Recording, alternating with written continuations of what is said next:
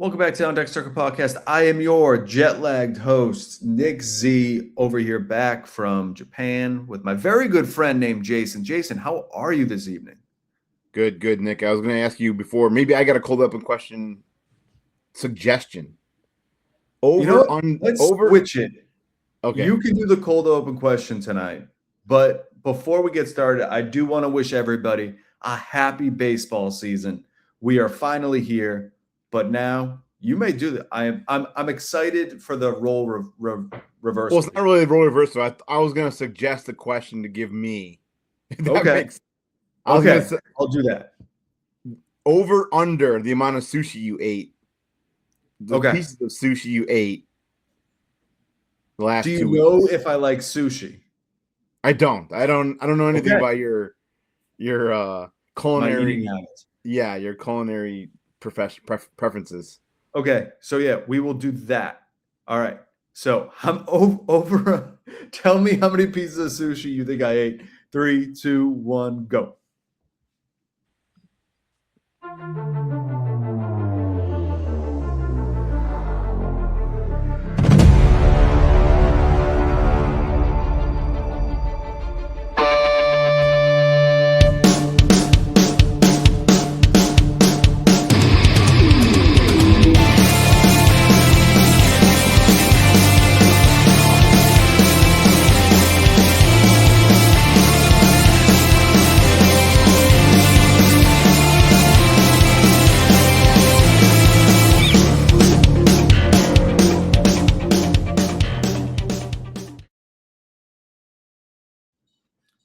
All right, Jason.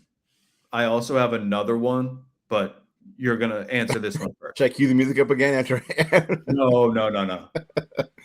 I'm going to say you're a Northeaster guy. You're a fan of the fish and the Correct. I'm going to go you do eat sushi. I do. And I'm going to say you had over 24 and a half pieces of sushi. Slammed the under. Oh. My wife is not a sushi person, like at all. So a lot of the meals weren't like if you're getting sushi in Japan, it's at a sushi place. It's not like on the menu. But at a few of the street markets, I'd grab a few pieces here and there. I would probably say about 8. Okay. This is better than none. You're in the yes. Hell yeah. All right. My next question is this. I want you to tell me what 2 major league players do you see on this sweatshirt? 2. Not current. Hall of Famers, I think. No. Yeah. One is a Hall of Famer. Reggie Jackson. Okay. And I'm going to give you a hint. One is a person of color. One is not. Yeah. I see like I don't know. Reggie Jackson and I have no idea.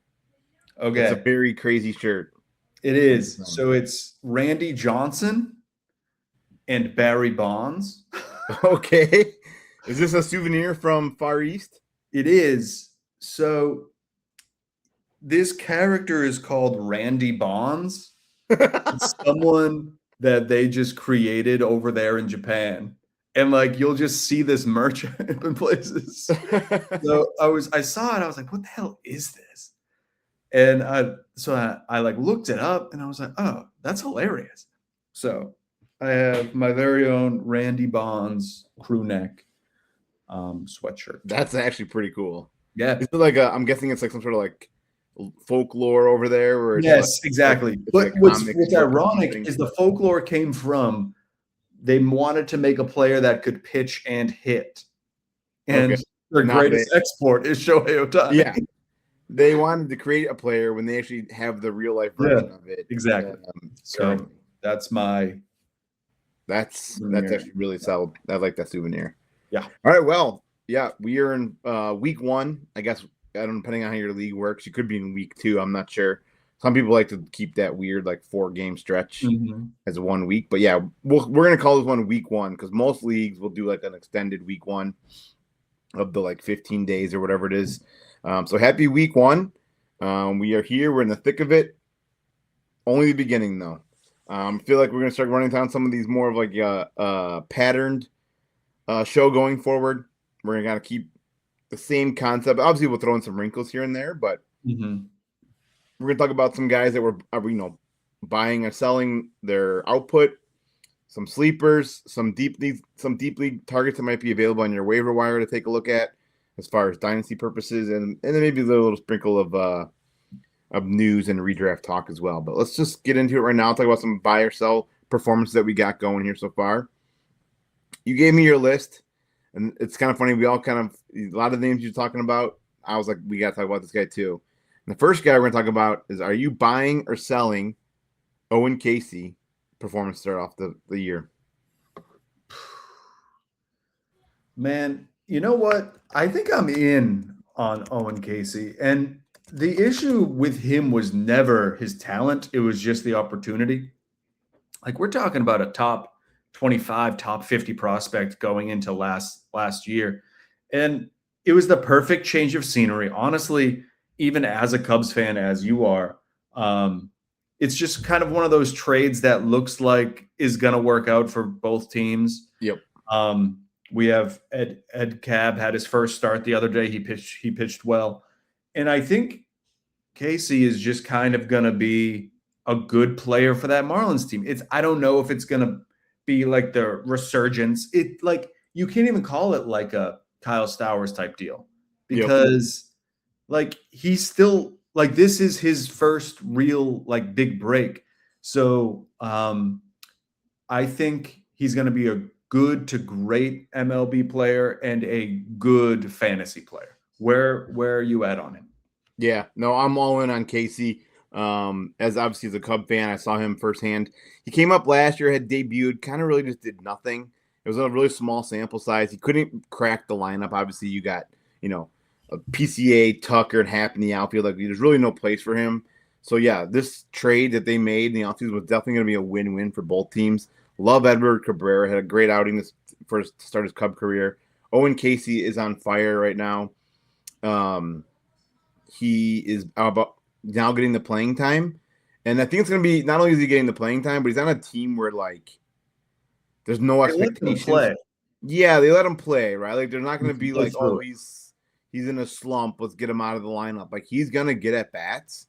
And I think if he continues to hit this way, he'll definitely be getting at bats. And I think we look at him as in the lens of a dynasty asset, total wheels up. Even I think now when you talk about even for this year redraft and some of these deeper leagues, I know I've drafted him as a lot of my late round fourth or fifth outfielder. Just he was not getting a lot of love.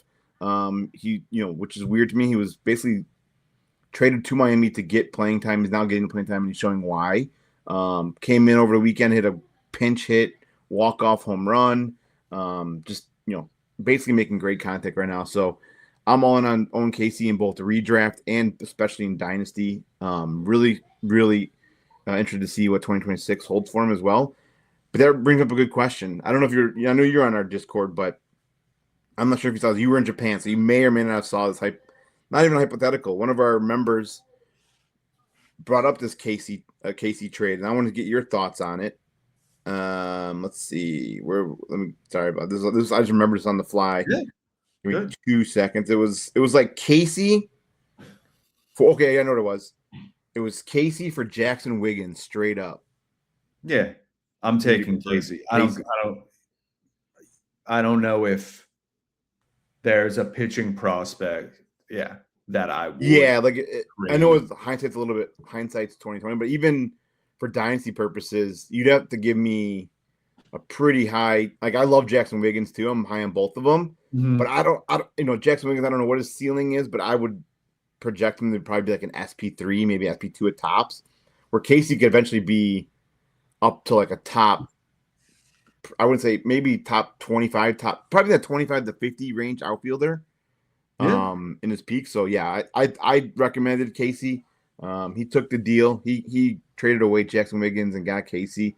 I thought at the time that was before the season, basically right when the season started is when the trade offer was presented, and it's proving to be its worth right now. I mean, obviously long way to go on this, but yeah.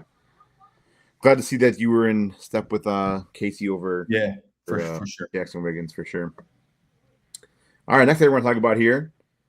You kind of get the theme of these guys. They're all like top performers the first week, and then young as well. I'm going to talk about one of my guys here, Emmerson Hancock.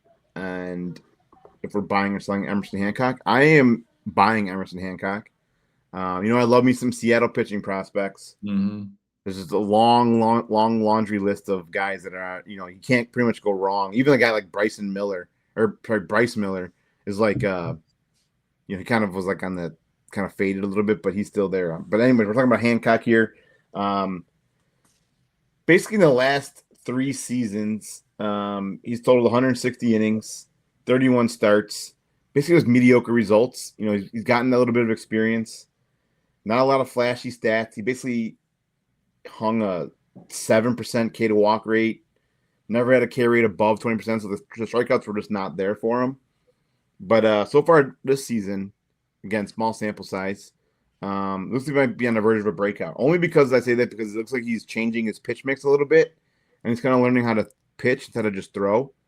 The last start he had, he relied more on his fastball slider. Basically just threw those 2 pitches, almost like a Gossman-esque type. It was like 75%, I want to say, for those 2 pitches combined compared to in years past where he kind of relied on his 4 or 5 pitch mix. Now, I don't know if that's going to be always reliable, a 2-pitch pitcher, but 6 hitless innings with 1 walk and 9 Ks this last start out. Again, pitches in a great pitcher's ballpark, pitches for a great pitching organization. I'm in on Hancock all the way. What say you? This is someone that I would probably move on from. Not because, again, he's a fine player, but I think this is kind of just like not peak value because he could still bring something to the table. But yeah, I just think there's too many options in Seattle because like you said, there are still like we have Gilbert, you have Castillo, you have Wu, you have Kirby, you have Bryce Miller, who's hurt currently, you have Kate Anderson coming, you have all of these other guys. Yeah. And then you get to Hancock, who was like a high pick a few years back, but he's kind of just the one that I'm lowest on, I guess. I guess Miller, I'd probably take Hancock over Bryce Miller at this point. But yeah, it's just someone that I think I would move on from. Kind of like this isn't someone who we're going to talk about today, but like a Mick Abel or Abel. I think we touched upon him a week or 2 ago. But like the same type of emergence is happening, and I'd trade either of them in a heartbeat for like a piece that could, as an example, traded Mick Abel for Chandler Simpson. Not like a home run crazy guy, but I'm basically just squared away stolen bases by trading away a pitcher that I didn't believe in. So it all really depends on what you're getting back. And even like if you're like a bottom of the barrel team in your dynasty league, this could be a good guy to have. It's very roster and team dependent, but in a vacuum, I'm trying to sell Hancock as soon as possible. Yeah, no, good points. One thing too about Hancock is he doesn't have that high end velocity, which you kind of look for in your some of your higher end fantasy aces. He sits usually like low 90s, mid 90s best. So, another thing to think about when you're talking about Hancock going forward is, this may have just been one of those beginning of the season struggles for the offense that he faced. And we'll see what going forward. But yeah, we'll see what happens with Hancock there. From a couple of young guys, we'll go into now a crafty veteran that's still kicking around and actually starting to show out this first year. That's Mike Trout. You buying or selling Mike Trout start here? I'm going to surprise you. I'm buying it, Jason. Obviously, he's not going to be hitting 350 by the end of the season, but it's never like if you were to ask me how Mike Trout performed last season, I would have just been like, oh, he sucked. But like he was good. He played 130 games, which is great for Mike Trout. Hit 26 homers still. stolen bases, stole 2 bags, which isn't really much, but still has that high OBP of 359. Like, Yeah. he's inevitable as long as he's on the field, and he seems to be healthy-ish. And you kind of just gotta ride it till the wheels fall off, because if you're trying to trade Mike Trout in a dynasty league, you're probably not going to get a lot. Right. And so the reward is just being like, all right, I'll just send him. I'll put him in my lineup every day until I have to put him on the IL. Like, that's kind of what it is as long as he's playing, I'm playing him. I know that it's probably close to the end for Mike Trout for being like a viable player, but like we saw Christian Yelich last season be a league winner. And like, this could be someone of that ilk, like that older guy that was a superstar, but like, you can still be very good without being Mike Trout. Right. Yeah, no, 2 things. I am basically echoing what you said. I'm buying Mike Trout's performance right now, and I would sell him if I can get the right deal. But yeah, most people are not going to give you much. Talking about a guy that's 34 years old, and I don't know what you may be able to get, like a 2nd or 3rd round pick or something for him at this point in his career. So at this point, you're better off just riding it out. And hey, I mean, he got 130 games last year. I think, the high batting averages days are gone. He hit 232 last year. He hasn't hit over 250 since he actually hasn't had a full season since 2019. So minus the 130 games last year, which he missed some time last year too. But it's crazy that like he batted 230 but still had an OBP of 350. So that just goes to show you how much he's walking. He still has a really great eye at the plate. The power is still there. The OBP is still there. And again, he still had 120 WRC plus last year. So he's still producing solid fantasy contributions. And yeah, unless you can get there's some guy out in your league that's like a huge Mike Trout fan is willing to trade some nice package back, I would definitely be holding him. But if I could sell him, I would be selling him right now, because I think right now his value is probably about the highest it's going to be all year. Unless this continues and he's at like 25 home runs by the All-Star break or something. But you never know. It's Mike Trout. He's one of the greatest. But actually, I was looking at the stats right now. They say like, hitting 500 home runs, you're guaranteed to be a Hall of Fame. There's a world where Mike Trout doesn't get to 500 home runs. Is he still a Hall of Famer? Yeah. No World Series champion. Yeah. If he gets to like 450 home runs. Yeah. I'd say yeah, but MVPs. He's got everything. I mean, the only thing is he's played with Ohtani. Right. That's crazy that they'd never won. You were even close to winning anything. Yeah. Not even making the playoffs. So that's actually really crazy to think about that. And that was when like prime. I mean, right now it's a little bit different in their careers, right? Like we're at like prime Ohtani now, and Mike Trout's on the back nine. But there was a time where they were both pretty close to their prime together, and they couldn't even sniff the playoffs. Yeah, brutal. Yeah. All right, next thing we're talking about here, if we're buying or selling, there's another hot start. That's Chase DeLauter of the Guardians. Basically one of those forgotten rookies. We knew he was pretty much going to break camp. But everyone, in draft season was talking about McGonigal, Griffin, Carter Jensen, who was going to be the rookie of the year, and make sure you, in redraft, make sure you're drafting Connor Griffin, who didn't even start the year with the team. And yeah, DeLauter's had a really nice spring training. He had 4 home runs. He had a 13.73 OPS. The writing was on the wall. We knew he was going to be the starting lineup. He did debut last year in the playoffs for the Guardians. Mm-hmm. Obviously didn't really do much. It was a small sample size, but he's always been a top prospect. He was a former first-round pick. The Guardians took him 22nd overall. The biggest downfall with Chase DeLauter is the health. He's never really been healthy in his young career. You look at his 3 last seasons combined in the minors, he basically has amassed a Mike Trout season of last year of 130 games. So pretty much close to a full season in the last 3 years combined. But when you look at those 3 years combined, let's use like projected out to be a full season, he had a slash line of 302, 384, 504, 20 home runs, 87 RBIs. He had almost the same amount of walks to Ks. He doesn't strike out a lot. He draws walks. So when he's healthy, And if he can stay healthy, he's very efficient at the plate. And I drafted DeLauter in a couple of my, I have him in TGFBI. I have him in another one or two leagues. Like, he was one of those late round redraft targets. And also, he's also obviously been a great dynasty target. Again, he's one of the guys that couldn't stay healthy. So I don't know if people held on to him in dynasty leagues, but are you buying or selling Chase DeLauter? It's hot start to the beginning of the year. Yeah, this is an interesting one, mainly because he had I did we talk about him like recently? I feel like maybe on the outfield show I think on the prospect show maybe. But he's someone that I think we kind of got tired on just because he's been around. But yeah, the Guardians are a good team. He's been playing great. I'm probably buying it. I don't know if I'm buying it right now off of someone, but like I'm not gonna sell it if I have it.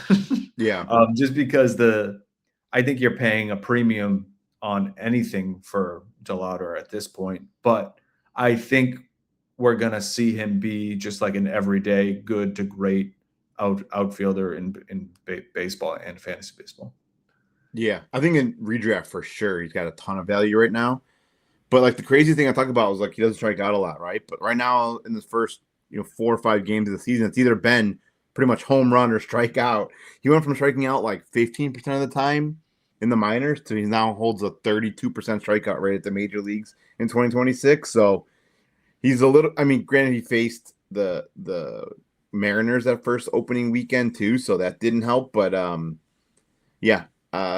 redraft, ton of value. Dynasty obviously has value. You're not going to be buying Chase DeLauter in Dynasty right now because the value is through the roof at the moment. But if you have him, you're obviously playing him every day in your lineup. But I'm buying Chase DeLauter. I'm a huge DeLauter fan. I just hope that he can stay healthy.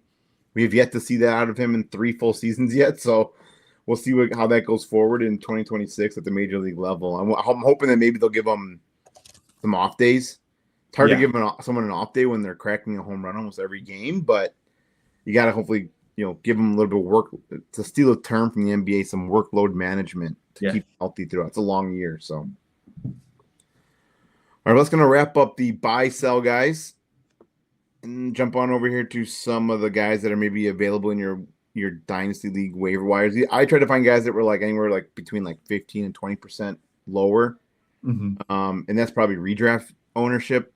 So if they're in 20%, they're probably at least like around the 50%. Yeah, it all kind of depends on, like, I'd say the guys we're going to talk about are available in 12 team, 10, well, definitely 10, I'd say. Yeah. But like 10 to 15 team league max. I don't know if anything further would be available, but if they are, grab them. Yeah, absolutely. Let's get into some of these guys here real quick. I'll kick off my guy first. That's Joey Wiemer of the Nationals. Yeah, this one's crazy. Yeah. It's funny because a couple years ago, he was in that like big pile of like outfield prospects for the Brewers. And they, running out Sal Frelick, Brace Terang, Joey Wiemer. Who's that other guy? They still have him, I think. He's like the same build. Garrett Mitchell. Yes, Garrett Mitchell. Actually, that might not be on the team anymore. But yeah, anyways, he's like there's this big blob of outfield prospects that the Brewers had. They traded him away, and then he got kind of bounced around a couple teams. Now he finally falls in line with the Nationals. And the Nationals are rebuilding. So, like, there's going to be plenty of at-bats. Kind of similar to how we talked about Caissie with the Marlins. Like, the leash and the at-bats the leash is going to be long. The at-bats are going to be there for Joey Wiemer. He's not had a full season since 2023 when he's with the Brewers, just because he's kind of never really found a home. But now he's similar to Caissie, like I said, similar to Caissie. He's found a home in the Nationals while they're rebuilding. The at-bats are going to be there. And when you look back at the 2023 season, he did show some ability. He had a 10-10 season. I think it was like 13 home runs, 11 stolen bases, and only 132 games. So far this year, he's got small sample size, but he has yet to strike out, which is kind of shocking against like the Cubs and the other teams that he's faced. But he's got 2 home runs, 5 runs, 4 RBIs. I show him owned in only about 15% of leagues right now. So, again, not someone that you're going to run out in your 10-team leagues or maybe in your 12-team leagues, unless it's like a 5 or positional outfield position league. But, in your 15 plus, Joey Wiemer can absolutely be of some fantasy value right now, and most likely on your waiver wire. Yeah, this was a good one. He's just kind of like one of those, just like a perfect 5 outfield guy. If he's your third outfielder, it's probably a little bit of a problem. But yeah, I love this. Just make sure you're checking if he is on your wire, because if he is, your league mates might be in trouble, because if you pick him up in these larger leagues, you can put him out there and definitely be happy with the productivity. Yeah, and like I said, the bats are gonna be, if he continues to hit like this, there's no reason to take him out of the lineup. And then he's proven that he can at least has some skill. Like I said, that 2023 season was legit, at least for like a nice fantasy contribution. Jump over here, one of your guys here. It's gonna be Randy Vasquez of the Padres. Yeah, this has just kind of been my pet project for this coming up from this off season. It all started just with like a couple of tweets, and I'm like, who is this guy? And I look into it. He was the Padres. He started for the Padres last year. He got 26 starts. His ERA was 3.84, but everything was just so unimpressive. His expected ERA was 5.3 for last year. His fastball velo was 93. His arm extension was 24, which is low. So if I say those things, you're like, okay, he's just like a depth piece. But then coming into this year, he had a massive spring training. Mm-hmm. He added velocity. We're up 4 miles per hour on the fastball. We're talking extension got a little bit long. I don't know how that's possible, but whatever. And we see his first start, and he was great. Fantastic, I would say. He's currently 20% rostered as of yesterday, I think. Yeah, yesterday. And it's just such a good play to just kind of like I picked him up in one of the leagues that we are in. I think I put 22 fab on him just because I truly believe he's only 27. Just someone I'm really kind of into. I think towards the end of TGFBI, I texted you. I said, hey, with your last pick Randy Vasquez. I did not, by the way. Yeah. You should have listened. Yeah. But the increased velo is kind of why I'm in on this. We obviously have to be careful when someone adds that much velo on anything. It's going to strain the arm a little bit more. But if you were counting on this guy, then that's an issue. But I think he's a great waiver add, and I would add him everywhere. Yeah. No, like I said, he's definitely one of those guys that's like still in development, I feel like, and getting kind of figure out what pitches he can get guys out with and which ones are working, which ones don't. He's relying on the curveball a lot more and the fastball a lot more this year so far. Again, small sample size, but I like to see when guys kind of mix up their pitch mix, something could kind of click, and maybe they'll get thrown a little bit more deception in there, and they can kind of leads to more swing and misses for sure. Like his first start was against the Tigers. That's a good to great lineup. Yeah, he went absolutely. 6 innings, 2 hits, 8 strikeouts. Yeah, that's amazing. Give me him versus a bad team. I think we could see upwards to like 10 Ks, but we'll definitely see. Yeah, I mean, depending on if you're playing, if you're still playing a win league, he's on the Padres, who should give him some nice run support, and the wins could possibly be there for him. They got a really good bullpen, so I think the wins will be there. The strikeouts will be there. You may have to live with a little bit of inflated ratios, but that still be determined. I mean, worst comes to worst, you're dealing with like, let's say a 4 ERA with like 15 wins or 12 wins. I mean, I'll take that all day on a deep dynasty league for sure. Well, next guy here is going to be another pitcher. It's going to be Parker Messick of the Cleveland Guardians. I just realized I went pretty heavy on the Guardians, huh? Yeah. DeLauter and Messick.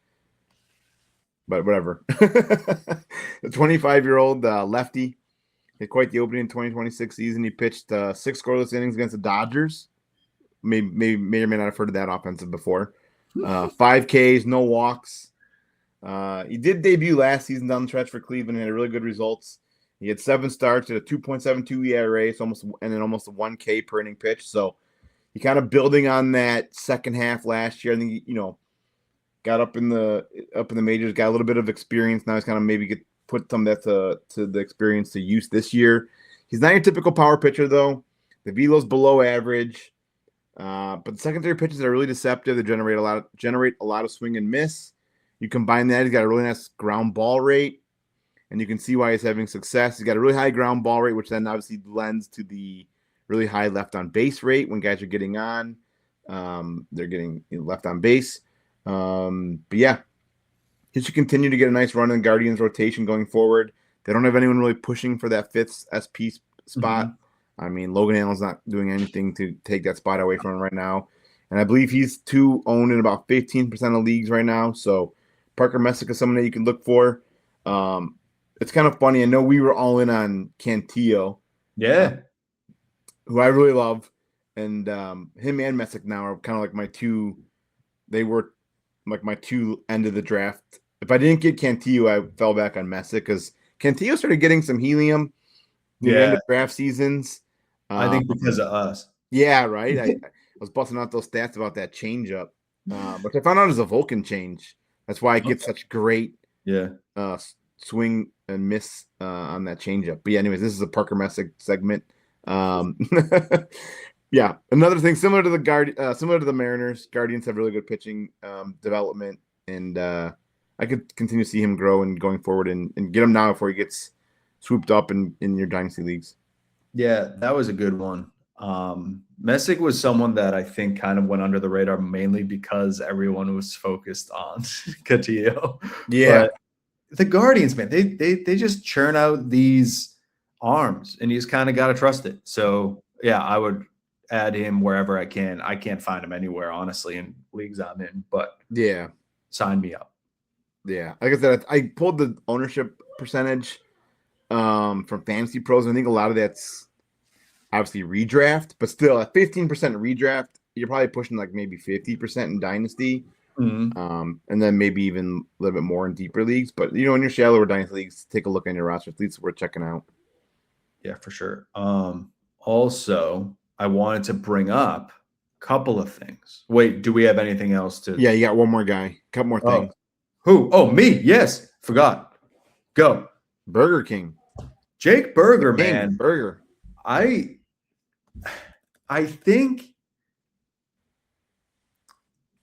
if this was a buy sell, I'd probably say sell. But if he's on your waiver wire, you pick him up. Yeah.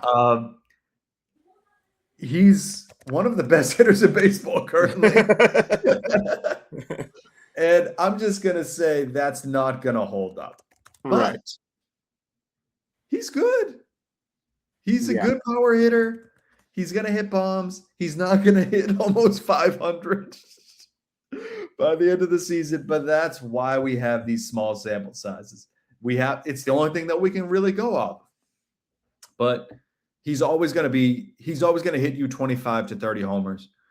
It's just kind of like everything else seems to be working for him right now. The Rangers are an interesting team in general. But so if he's on your waiver wire, which I picked him up in a lot of places this past week on waiver wires, I would definitely add him. But if I owned him in a league that I drafted him, I would trade him. Yeah, he's one of the guys I can't quit. I don't know if many people may or may not know. He was a very high prospect pick by the White Sox. Oh, yeah. Like 10th or 11th overall. But since coming to the Rangers, man, he is just not quite done still great power numbers, but nothing like that 35 home run season he had a few years back with Miami. But yeah, he's one of those guys that, like, I can't quit. And I want to say, like, similar to you, like, if it's a buy sell, I'm selling. But if he's on your waiver wire, absolutely grab a Jake Burger for your 20 home runs. Just don't look at the ratios. The ratios are very ugly. Yeah. The OBP, he doesn't draw walks. He doesn't get hits. He just hits bombs. But his OBP currently is 500 in 1 week of games. Yeah, he was the 11th pick in the 2017 draft. Yeah. Wow. And then he took him a long time to get to the majors. He had like back to back, like Achilles. Yeah. Torn Achilles tendons. maybe just 2, but I don't think it was a third. I mean, that's still a lot. Yeah, that was a lot. So like, and then he started to show some life, and then they trade him away. And real quick on an off note with the Marlins, how crazy was the back-to-back Paddock starts against the White Sox? But Paddock was on 2 different teams. It was like a pitch-a-kami. Yeah, and it was like the same day to the year almost, and almost the exact same stat line against the White Sox. It's wild. It was like 8 earned. How bad that guy is. He stinks against them, I guess. Yeah, yeah, that was a crazy. But yeah, I got one more Kismet, topic. maybe I don't know What's you saying? Kismet, like a coincidence, like something that happened. Yeah. That was weird. I thought that was really weird. Like, we were on our league homepage and I saw the chat's right there, and it's something about Paddock. Yeah. I was like, I remember this from last year. I'm like, wait a minute, that just happened the other night. And then Bob was like, Nick started him, and I was like, that was last season. Yeah, that's good. I knew you were gonna bring something else up. Do you remember? Do you want me to go on to the next thing? Go on to the next thing. All right. Before we get out of here, I think it's probably apropos that we talk about the new ABS system. It's a very, very topical point right now. Automatic balls and strikes system. We've had a few games now. I'm still a little torn on it. It's like, I like it, don't love it. I like that we get a lot of them correct, but it's crazy when it's like a hair. It's an inch, and it's like you want to be mad at the ump because you get it wrong, but it's like that ball's coming in at 100 miles an hour, and he's off by like a half an inch, and it's like, it's like, where do you draw the line, right? It's like just the laces of the ball nick the outside black edge, and it to the majority of the ball doesn't cross the plate.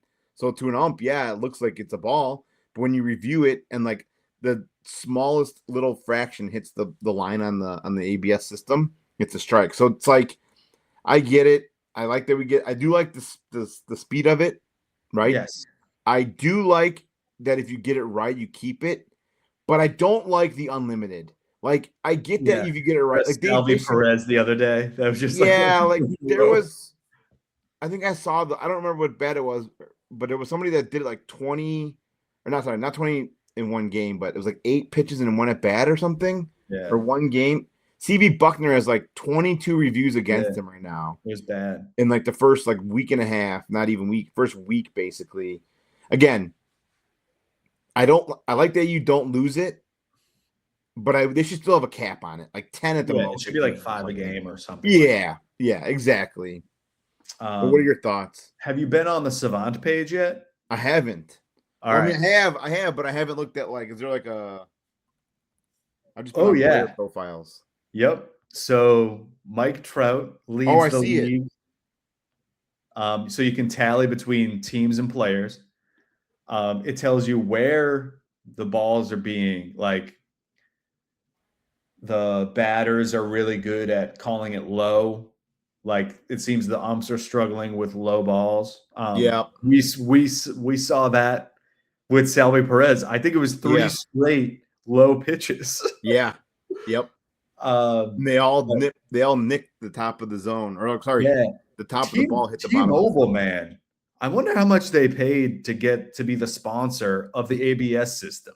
Right. Because they are getting so much FaceTime. Yeah. And you're seeing all of the screenshots of the this could be the biggest thing to happen to T-Mobile. Well, T-Mobile's crazy to me. Do you know anyone that has T-Mobile? Not a soul, Jason. They have the naming rights to the Mariner Stadium. They have some sort of crazy sponsorship with MLB where if you have like T-Mobile Unlimited, you get MLB extra innings for free.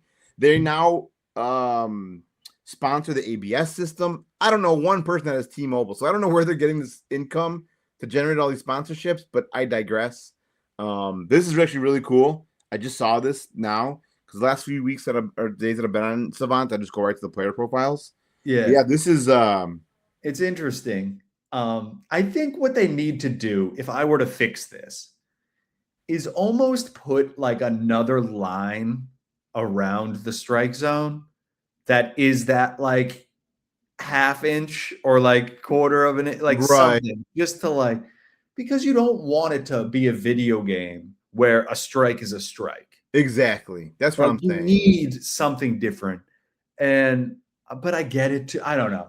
It's still early. One thing I don't like, I don't know if this is actually true, but I've noticed it on my broadcasts, is now there's just no strike zone on the TV. Yeah, well, I know Marquee for the Cubs, it definitely went from like that big square that used to be like more like visible. They went to now there's like a small, like the squares. They have like the squares on the corner of the strike zone, and that's it. So it's nice. It does make a better viewing. Rid of it. So I think it's just because like they can't have it because like if that's on in the clubhouse or something like that. Right. But so that's my only real complaint. I think it's just like last year we talked torpedo bat like for the first like week. Yeah. We're gonna get used to it. It is fun. I forget who it was. I saw somebody like go to challenge and then he like thought it over and like put his hand down. Yeah. So that was funny. But yeah, I'm excited just because like it really sucks because this is the most people talk about baseball in like the longest time with the WBC. Now this is like getting some good publicity, and then we're just gonna have a lockout. Yeah, I know. That was another thing too I thought was weird, just real quickly about the two shortstops that got the extensions. The Brewers and the Mariners, they locked up these prospects for I think like for a really good chunk of change, and it's weird because like now we're about to go into a maybe that's the reason why. I don't know the reason why. Both those contract extensions were really weird to me. Cooper Pratt hasn't even made it to AAA yet. But yeah, that's the ABS system. I'm looking now at the thing on Savant, which you probably should have figured out, but like the catchers are the most accurate right now. They have to be. Like they also just like know it. Right. That's crazy to me too. Like they can like look at a pitch come across and be like, yeah, that nicked the screen. And I also think and like the Selvy Perez thing where like that was a strike. I knew it was a strike. You know what I mean? Like that was crazy to me, especially the low pitches. And I think you're right. I think right now, this first week of the season, it's a hot topic. And I think players are still kind of like adjusting to it. And I think as the year goes on, we'll see less challenges until it gets like, obviously like, momentum swing moments or like late in games or, guys on base, things like that, where like it'll matter more. But there was, I can't remember what game it was, but it was a full count, 3-2, 2 outs, and the guy threw a cutter up and in. The guy got called a ball and went to go walk, and then you challenged it, and it was actually a full-on strike. So, like, that's the kind of stuff I like to see. The 0-1 count, it's like that we can get rid of, and I think that'll all kind of go away as time goes on. Right now, people are kind of just experimenting with it, I think. And like I said, as time goes on, I think players will use it more for more like high leverage situations. Exactly. Yes. All right. Well, you got anything else before we get out of here? Everyone needs to go to a baseball game inside of the Tokyo Dome. Yeah. Yeah, you sent me that video. That seemed like a really good time. Yeah. Bobby. And I saw your story, the ladies with the liquor and the kegs on their back. That was cool to see. Yeah. And everything is dumb cheap. Really? Like we got. Do they sell sushi in the ballpark? They didn't. Oh well, they did. I got beef tongue. Oh, like a ramen or something? Nah, it was just on a bed of rice. I think it was $6. Now, is that because the dollar is worth more than So yes. So it's probably bad, but it's great for us. Yeah. But in general, every single meal my wife and I went out to, it was probably $40 or less. That's awesome. Total. Yeah. Like that's with like me getting a couple beers, like an app. Yeah. It was nuts. So, and we walked 124 miles in 2 weeks. Wow. Yeah. That's an active vacation right there. I love that. Yeah. That's a trip. That's my kind of vacation. I'm not the kind of guy that goes to a beach and sits on a beach all day long. Like I travel to see things. Exactly. So that's cool. Yes, sir. All right. Well, we'll hopefully see another great week of baseball, and we'll be back next week. Peace.